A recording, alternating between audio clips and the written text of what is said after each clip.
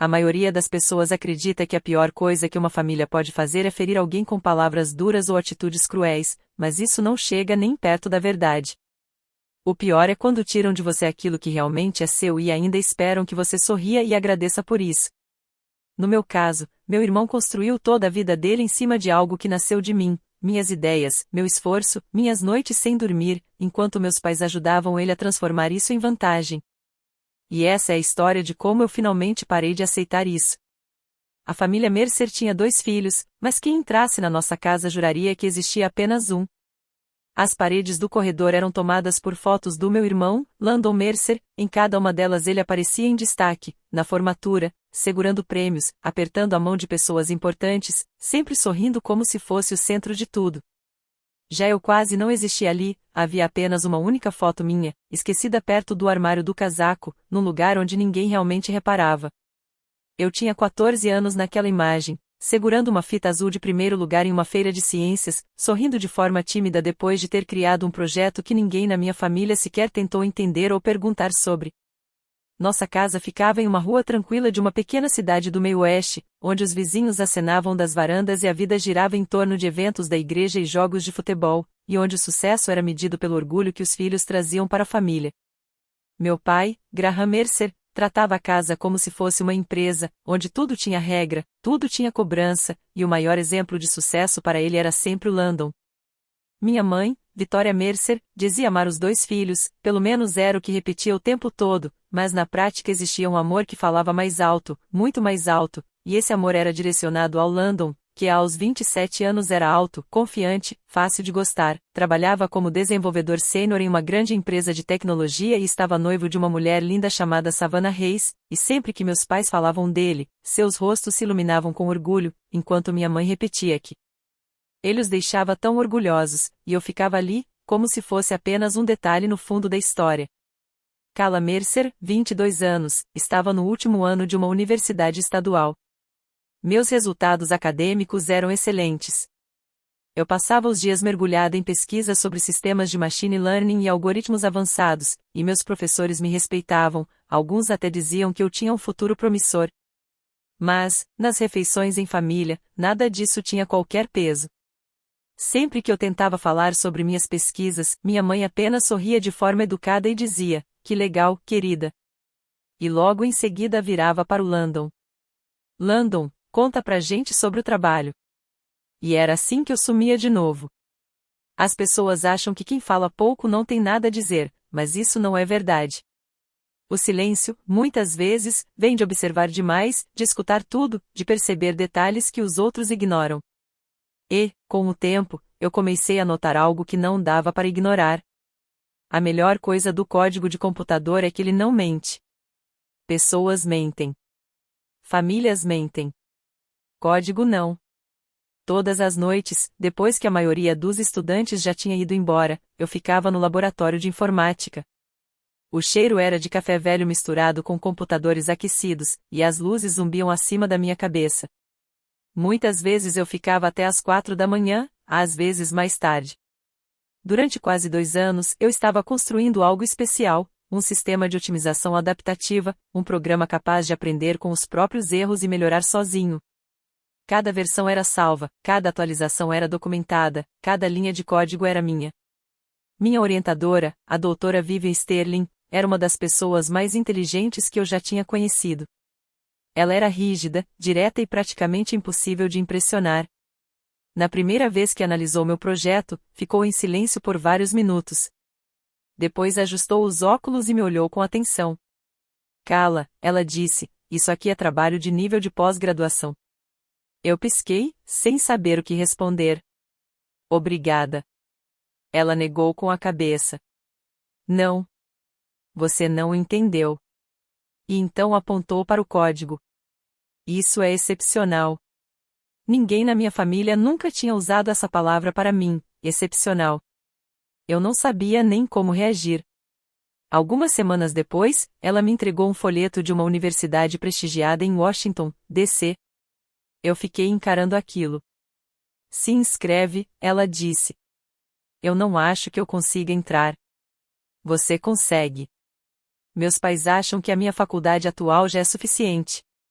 A doutora Sterling cruzou os braços. Você merece estar em um lugar que realmente te enxergue.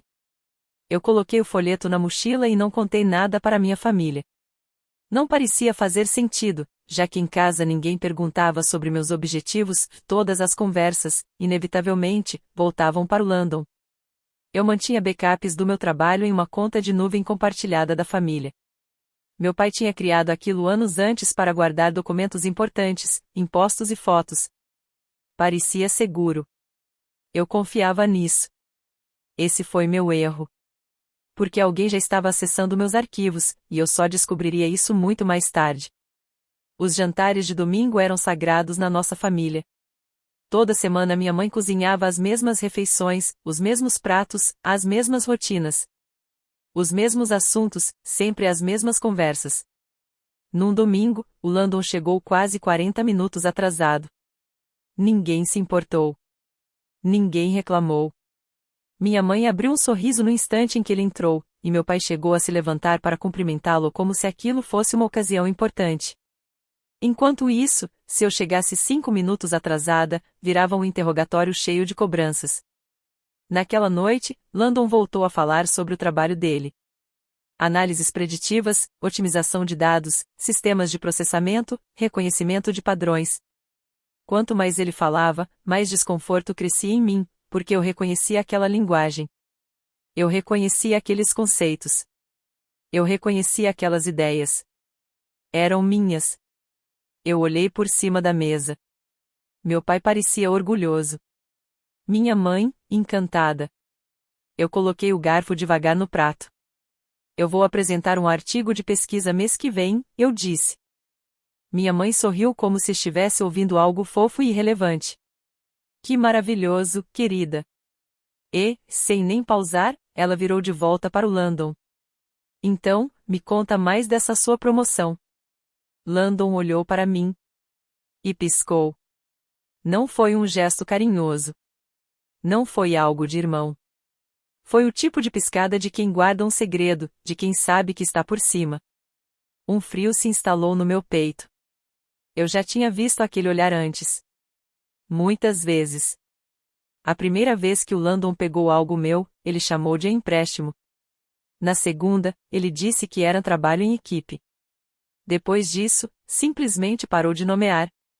Quando eu tinha 16 anos, ele já estava na pós-graduação. Uma noite, ele me ligou dizendo que estava desesperado. Cala, eu preciso de ajuda. O que aconteceu? Tenho um projeto para entregar na sexta. Eu passei horas ajudando. Só que ajudar virou fazer. Quando percebi, eu já tinha escrito a maior parte do projeto dele. Ele tirou A. Todo mundo comemorou. Ninguém mencionou o que eu fiz. Quando eu questionei, minha mãe deu de ombros e disse a mesma frase de sempre: família ajuda família. Aquilo virou o lema dela. Família ajuda família, quando o Landon precisava. Família ajuda família, quando ele levava crédito. Família ajuda família, quando eu reclamava. As palavras viraram uma espécie de escudo, protegendo ele de qualquer consequência. Os anos passaram e o padrão nunca mudou. Landon chamava, eu ajudava. Ele vencia, eu desaparecia. Até chegar o projeto que mudou tudo. O projeto que fez ele ser contratado por uma grande empresa de tecnologia. O projeto que todo mundo elogiou. O projeto construído em cima de código que eu tinha escrito. E ninguém sabia disso. Nem meus pais. Nem os professores dele. Nem a empresa que o contratou. Ninguém. No começo, eu me convenci de que aquilo não importava. Que era só coisa da família, que uma hora ou outra passaria. Mas os anos foram se acumulando de forma silenciosa, e junto com eles vieram promoções, bônus, prêmios, tudo construído em cima de um trabalho que não era dele. E mesmo assim, minha família continuava tratando Landon como se ele fosse algum tipo de gênio incontestável. Uma tarde, eu recebi uma bolsa de estudos extremamente prestigiada, do tipo que estudantes sonham por anos. Minhas mãos tremiam quando liguei para minha mãe. Mãe, eu consegui. Que maravilhoso, querida. E então, como se fosse automático, a voz dela mudou de tom, ficando mais animada. Ah, Quase esqueci. O Landon vai ficar noivo. Claro que ia. Em questão de segundos, a conversa já não tinha mais nada a ver comigo. Nunca tinha. Meses depois, apresentei minha pesquisa em uma conferência acadêmica. Cientistas fizeram perguntas, pesquisadores elogiaram o trabalho, e aquilo foi um dos momentos mais marcantes da minha vida. Só que ninguém da minha família apareceu. Na mesma semana, eles viajaram para ver o Landon receber um prêmio na empresa. O grupo da família foi inundado de fotos, sorrisos, comemorações, mensagens de parabéns. Depois disso, eu parei de esperar apoio. Não porque eu desisti, mas porque finalmente entendi a verdade: não dá para sentir falta do que você nunca teve de verdade. A doutora Sterling percebeu a mudança em mim. Um dia, ela fechou minha pasta e ficou me observando por alguns segundos. Você ficou mais quieta. Eu soltei uma risada baixa. Eu sempre fui quieta. Não, ela respondeu com firmeza. Você ficou triste. Aquilo me atingiu porque era verdade. Ela deslizou mais um folheto pela mesa. A mesma universidade em Washington. A mesma oportunidade. O mesmo futuro esperando. O prazo para transferência é 1º de março, ela disse. Eu peguei o folheto. Dessa vez, não guardei. Dessa vez, eu comecei a pensar de verdade. Talvez eu realmente pudesse ir embora. Talvez existisse um lugar onde eu não fosse invisível. E então tudo mudou numa terça-feira à noite. Eu estava trabalhando até tarde no laboratório. O prédio estava quase vazio. Meu e-mail apitou. Uma nova mensagem apareceu. O remetente era desconhecido, Marcus Webb. O assunto fez meu estômago se contrair. Dúvidas sobre sua pesquisa em otimização. Eu abri. A mensagem era curta, educada, profissional, mas cada palavra parecia pesar mais do que deveria. Marcus explicava que tinha analisado meu trabalho. Ele também atuava na indústria de tecnologia. E enquanto lia meu artigo, percebeu algo estranho: o sistema descrito na minha pesquisa era praticamente idêntico a uma grande plataforma de análise desenvolvida pelo Landon. Você colaborou com ele? Essa era a pergunta. Você colaborou com ele? Eu fiquei encarando a tela. Meu coração batia forte. Devagar, eu abri o perfil da empresa do Landon. Depois os artigos técnicos dele. Depois as descrições dos projetos. E foi aí que o enjoo começou a crescer. A arquitetura era minha. A estrutura era minha. A lógica era minha. Ele só tinha trocado nomes e rótulos.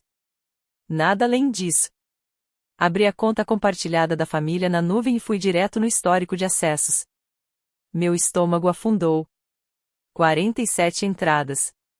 47 vezes o Landon tinha aberto meus arquivos. 47 vezes.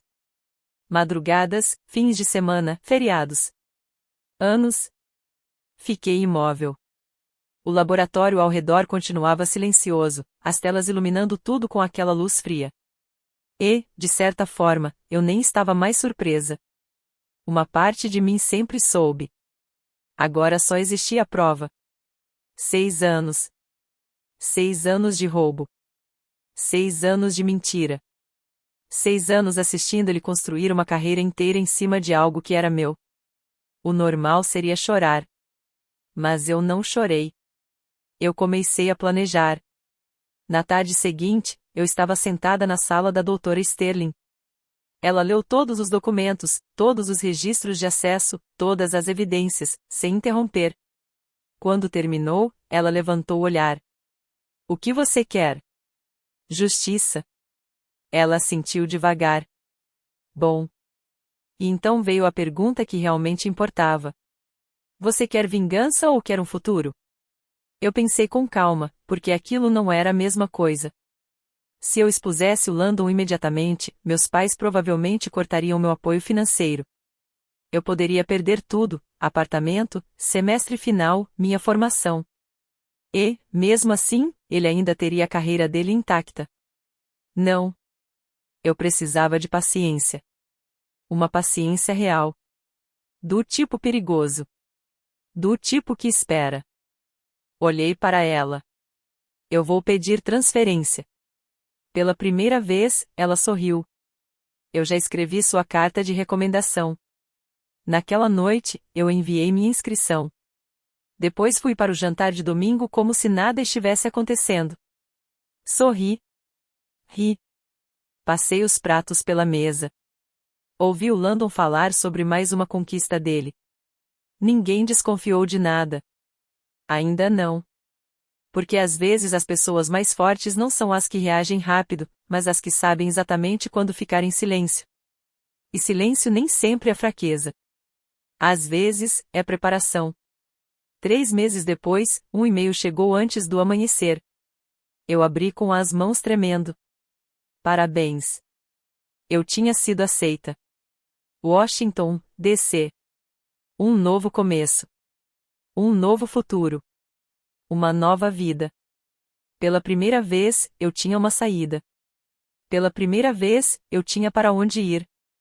E, no fundo, eu sentia que o Landon estava prestes a cometer o maior erro da vida dele. A carta de aceitação mudou tudo. Pela primeira vez, eu não estava presa. Eu tinha um futuro que realmente era meu. Só faltava esperar o momento certo. E, sem perceber, foi o próprio Landon quem me entregou isso. Algumas semanas depois, meu telefone tocou. O nome dele apareceu na tela. Eu já sabia que ele queria alguma coisa. Ele sempre queria. Oi, Kayla, ele disse, com aquela animação forçada de sempre. Você pode me ajudar com uma coisa? Eu me recostei na cadeira. Com o quê? O motor de análise, a camada recursiva, eu quero melhorar isso antes de uma apresentação importante.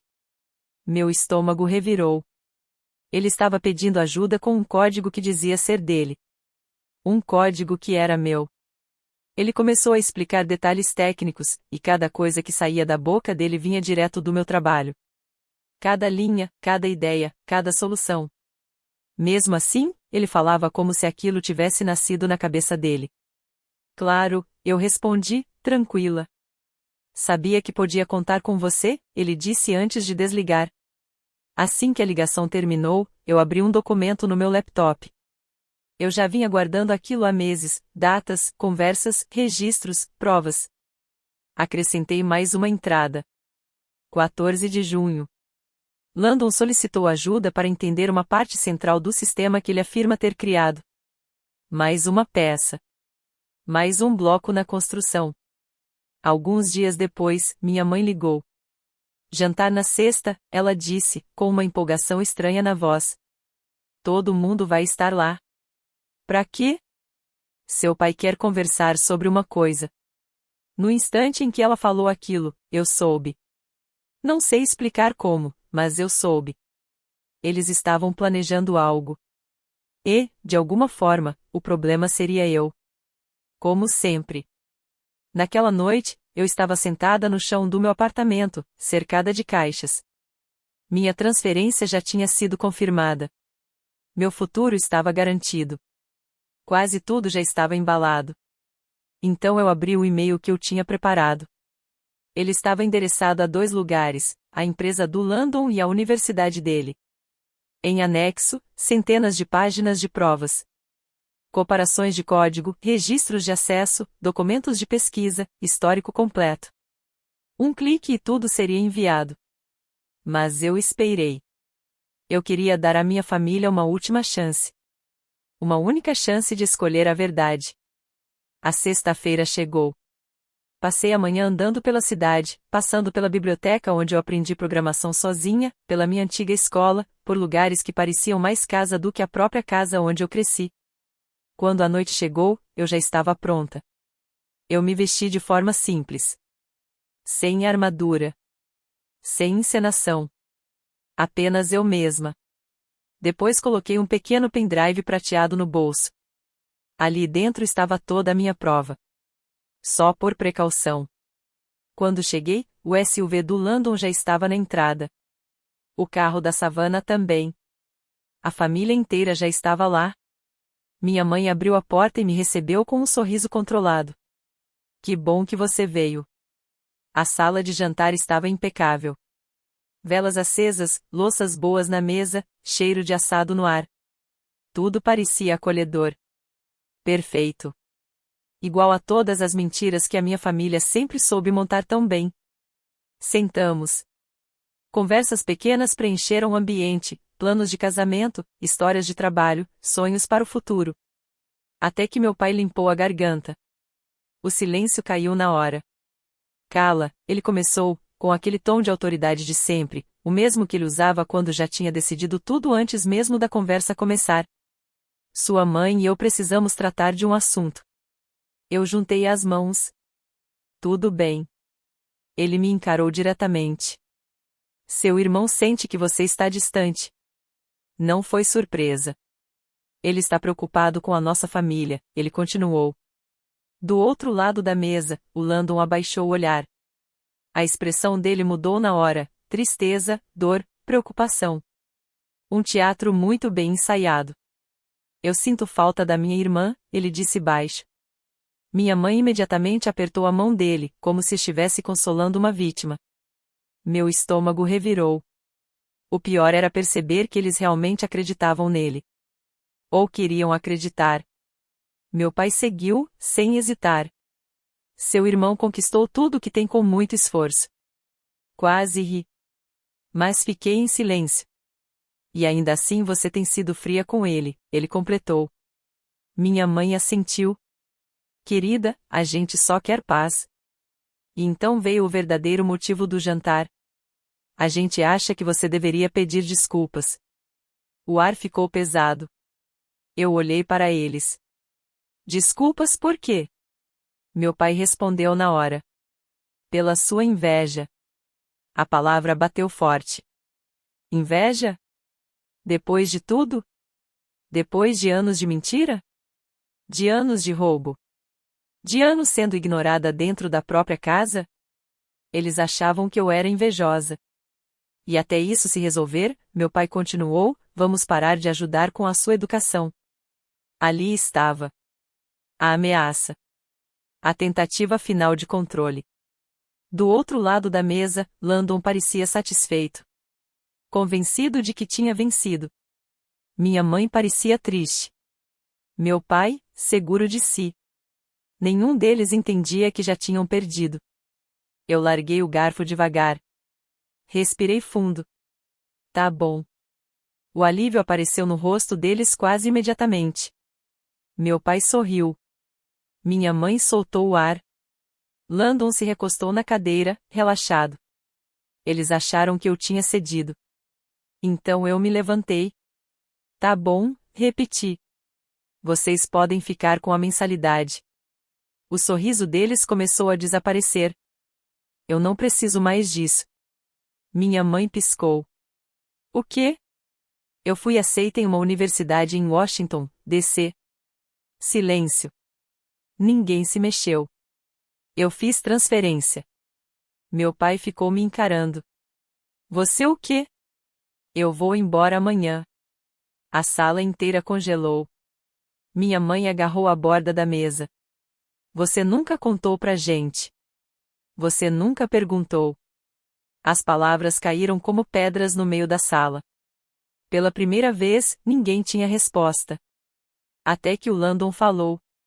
Cala, talvez a gente devesse conversar isso em particular. Não. Algo mudou no rosto dele naquele instante. Medo. Medo real. Eu me recostei na cadeira. Na verdade, vamos falar aqui mesmo. O rosto dele empalideceu. O que você quer dizer? Eu olhei direto para ele. Vamos falar do sistema de análise. O ambiente ficou completamente parado. Ele engoliu seco. Meu pai franziu a testa. Do que ela está falando? Eu não tirei os olhos do meu irmão. Do sistema que ele vem dizendo que é dele há 6 anos. O Landon soltou uma risada curta, forçada, quase quebrada. Cala, não faz isso. Eu tirei o notebook da bolsa e abri a apresentação. 2 colunas apareceram na tela. Meu trabalho. O trabalho dele. Lado a lado. A semelhança era impossível de ignorar. Meu pai se inclinou para frente. Minha mãe levou a mão à boca. Savannah ficou imóvel, encarando a tela. Eu continuei, calma. O Landon construiu a carreira dele usando o meu código. Ninguém interrompeu. Ninguém conseguia. A empresa já recebeu todas as provas. A cadeira dele arrastou no chão. O rosto do Landon perdeu a cor de vez. Me diz que você não enviou isso. Eu não respondi. Não precisava. A resposta já estava ali. Meu pai virou devagar para ele, como se estivesse com medo de que o chão sob os pés dele não fosse mais confiável. Landon, a voz dele falhou. Isso é verdade? Pela primeira vez na vida, o Landon não tinha roteiro. Não tinha charme. Não tinha sorriso. Não tinha saída. Ele apontou para mim. Ela está mentindo. Eu continuei calma. E comecei a explicar a camada de otimização recursiva. Silêncio. Você disse que levou 8 meses para desenvolver isso. Silêncio. Me explica como funciona. Nada. Nenhuma palavra. Savannah se levantou devagar. Um movimento pequeno, mas que pareceu enorme dentro da sala. Ela olhou para ele. Não com raiva ainda. Só com choque. Com incredulidade. Landon. Os olhos dele já estavam em pânico. Foi uma colaboração. Eu balancei a cabeça. Você me ligou 3 semanas atrás porque não conseguia explicar o próprio código. Savannah fechou os olhos por um instante. E a verdade deixou de ser dúvida. Virou fato. Ela pegou a bolsa. E foi em direção à porta. Landon. A voz dela quebrou no meio. E ela saiu. A porta da frente fechou com suavidade atrás dela. Minha mãe afundou o rosto nas mãos e começou a chorar. Não por mim. Não pelos anos que eu aguentei. Mas porque a história em que ela acreditou finalmente tinha desmoronado na frente dela. Porque você não me contou, ela sussurrou. Eu olhei para ela com tristeza. Eu contei. Ela ergueu os olhos, confusa. Centenas de vezes. Os olhos dela começaram a encher de lágrimas. E, aos poucos, as lembranças voltaram de uma vez só. Cada reclamação minha. Cada aviso. Cada momento em que ela escolheu não ver. Família ajuda família. Sempre foi essa a resposta dela. Só que, naquele instante, ela finalmente entendeu o preço que aquelas palavras tinham cobrado. Meu pai continuava encarando a tela, sem expressão. Vazio. Como se algo dentro dele tivesse simplesmente quebrado. O pai orgulhoso. A família perfeita. O filho a exemplo. Tudo tinha acabado ali. Desfeito pela verdade. Eu fechei o laptop. E me levantei. Eu vou embora amanhã. Ninguém tentou me impedir. Naquele ponto, ninguém conseguiria. Caminhei até a porta, passando pelas fotos da família, pelos prêmios do Landon, pela minha única foto esquecida perto do armário do casaco. Não peguei nada. Não precisava mais daquilo. Na manhã seguinte, eu coloquei 11 caixas em uma van alugada. 14 ligações perdidas da minha mãe, 6 do meu pai, nenhuma do Landon. Ele sabia que não havia mais nada a dizer. Enquanto o sol nascia, eu dirigi para o leste, em direção a Washington. Em direção à liberdade. Em direção a uma vida que finalmente era minha. 2 semanas depois, a investigação começou. Pouco tempo depois, o Landon foi suspenso, depois perdeu o acesso aos sistemas da empresa, e por fim foi demitido. A universidade analisou todas as provas e, meses depois, revogou o diploma dele. 6 anos de mentira desapareceram assim, de repente. A carreira construída em cima de trabalho roubado desmoronou. O noivado acabou. As promoções sumiram. Tudo que foi erguido sobre falsidade acabou caindo junto. Minha mãe me ligava com frequência. Às vezes chorava. Às vezes pedia desculpas. Meu pai ligou uma única vez. Desculpa, cala. Foi o primeiro pedido de desculpas verdadeiro que eu ouvi dele.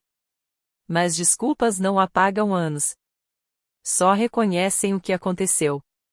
Em Washington, a vida era diferente. Professores me respeitavam. Estudantes ouviam o que eu dizia. As pessoas valorizavam meu trabalho. Pela primeira vez, eu não estava na sombra de ninguém.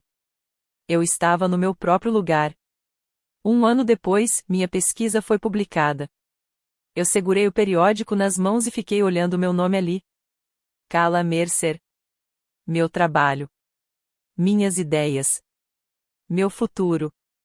Ninguém podia tirar aquilo de mim. Nunca mais. Muita gente pergunta se eu odeio minha família. Eu não odeio. O ódio prende a gente no passado. Eu escolhi outra coisa.